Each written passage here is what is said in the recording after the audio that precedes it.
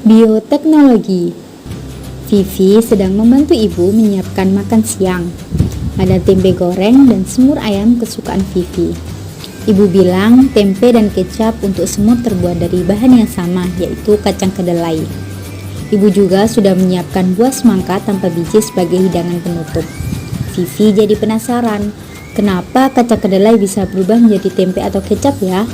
Lalu kenapa ada semangka yang tidak punya biji?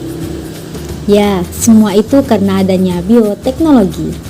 Bioteknologi adalah ilmu yang menggunakan organisme hidup atau bagiannya untuk menghasilkan barang atau jasa yang berguna bagi kita semua.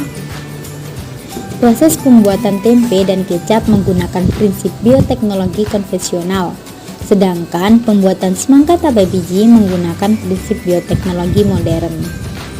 Bioteknologi konvensional biasanya menggunakan teknologi yang sederhana, memanfaatkan organisme secara langsung seperti bakteri dan jamur, dan melibatkan proses fermentasi. Sementara bioteknologi modern menggunakan teknologi yang canggih, hanya memanfaatkan bagian dari organisme dan melibatkan proses rekayasa genetika.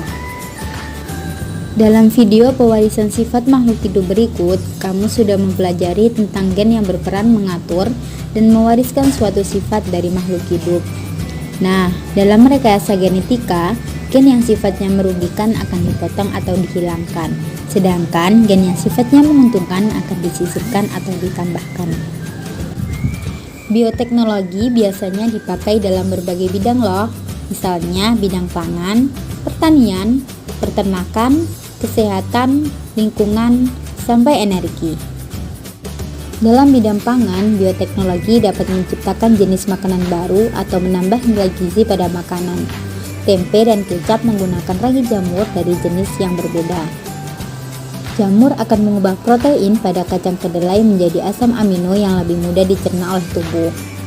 Benang-benang pada jamur akan mengikat kacang kedelai satu sama lain menjadi tempe yang utuh. Di balik manfaat bioteknologi yang begitu banyak, bioteknologi juga mungkin memberikan dampak negatif bagi kesehatan, seperti mengalami keracunan atau alergi. Dampak negatif bagi alam terganggunya keseimbangan ekosistem dan menurunnya keanekaragaman hayati, karena hanya organisme unggul yang dikembangbiakan. Wah, setelah mempelajari bioteknologi, kita jadi bersyukur ya dengan pengetahuan ini, karena bisa menghasilkan produk yang bermanfaat dan berkualitas baik.